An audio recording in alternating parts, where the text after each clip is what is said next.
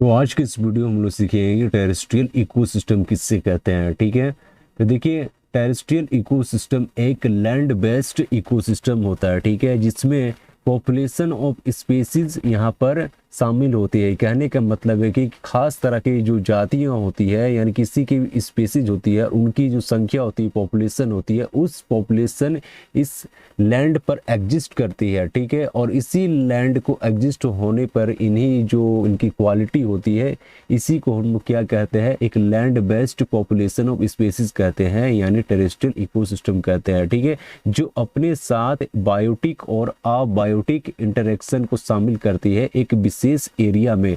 ठीक है, विशेष एरिया कहने का मतलब है यानी स्पेसिफिक एरिया। स्पेसिफिक एरिया को हम लोग कह सकते हैं कि एक खास तरह के एरिया में ही टेरेस्ट्रियल इकोसिस्टम को कहते हैं। हम सभी तरह को एरिया को हम टेरेस्ट्रियल इकोसिस्टम के अंतर्गत नहीं ला सकते हैं, क्योंकि उनके जो टेरेस्ट्रियल इकोसिस्टम में खास तरह का गुणधर्म पाया जाता है, उनका एनवायरनमेंट कैसा होता है, उनका एटमॉस्फेयर कैसा होता है, इन्हीं खूबियों की वजह से इनको एक टेरेस्ट्रियल इकोसिस्टम को नाम दिया जाता है। ठीक है, इसीलिए यहाँ पर कहा गया है कि terrestrial ecosystem is a land based population of species, यानी जो स्पीसीज की जो संख्या होती है, उनकी पॉपुलेशन होती है, वहाँ पर एग्जिस्ट करती है, वहाँ पर रहती है, और जो अपने साथ बायोटिक और अबायोटिक इंटरेक्शन यानी तालमेल किस तरह से करती है, इंटरेक्शन एक दूसरे के साथ किस तरह करती है एक विशेष एरिया में, उसी को हम कहते हैं टेरेस्ट्रियल इकोसिस्टम। ठीक है, देखिए terrestrial ecosystem 140 and 150 million square kilometre को कवर करती है। यानी टेरेस्ट्रियल इकोसिस्टम कितनी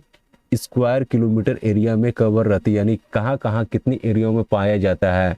ठीक है, 140 से लेकर 150 स्क्वायर किलोमीटर, जो मिलियन मिलियन में यहाँ पर कहा गया। ठीक है, इतनी एरिया में ये टेरेस्ट्रियल इकोसिस्टम पाया जाता है। ठीक है, जो पृथ्वी के 25 एंड 30% एरिया को कवर करते हैं, यानी पृथ्वी का जितना, मान ली पृथ्वी का जो एरिया 100% है, इस 100% एरिया में 25 से लेकर के 30% एरिया सिर्फ टेरेस्ट्रियल इकोसिस्टम कवर करते हैं, यानी इतने ही एरिया में टेरेस्ट्रियल इकोसिस्टम पाया जाता है। ठीक है, देखिए टेरेस्ट्रियल इकोसिस्टम में जो एबिलिटी ऑफ वाटर होता है, क्या होता है, डिक्रीज्ड फॉर्म में पाया जाता है, यानी कम मात्रा में पाया जाता है। ठीक है, और as well as role of water जो होता है एक लिमिटिंग फैक्टर में होती है। ठीक है, जो एक्वाटिक इकोसिस्टम से जो अंतर करती है, एक्वाटिक इकोसिस्टम में पानी ज़्यादा पाया जाता है। ठीक है, यहाँ पर आप समझ गए हैं कि एक्वाटिक इकोसिस्टम में पानी ज़्यादा पाया जाता है और टेरेस्ट्रियल इकोसिस्टम में पानी कम पाया जाता है। ठीक है, यहाँ पर डिक्रीजिंग फॉर्म होता है, यानी अवेलेबल जो होता है वाटर का कमी यहाँ होती है। ठीक है, इकोसिस्टम को हम बताए थे कि पिछली वीडियो में इकोसिस्टम कितने प्रकार के होते हैं। इकोसिस्टम 2 प्रकार के होते हैं, एक टेरेस्ट्रियल इकोसिस्टम होता है, एक एक्वाटिक इकोसिस्टम होता है। टेरेस्ट्रियल इकोसिस्टम 4 पार्ट में होते हैं, एक forest ecosystem, grassland ecosystem, tundra ecosystem and desert ecosystem. और एक्वाटिक इकोसिस्टम में एक फ्रेश वाटर होता है, एक मरीन वाटर इकोसिस्टम होता है। ठीक है, इनके 2 पार्ट होते हैं। ठीक है, चलते हैं नेक्स्ट स्लाइड में।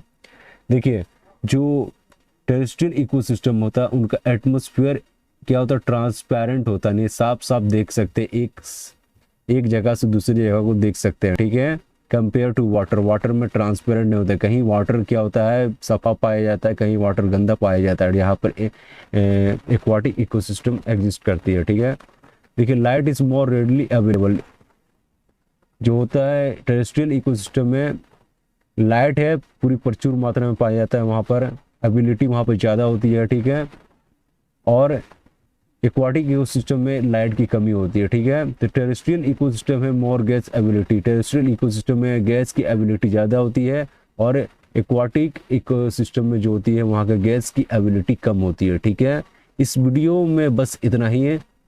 ठीक है, आपको हम मिलेंगे नेक्स्ट वीडियो में। Thanks for watching.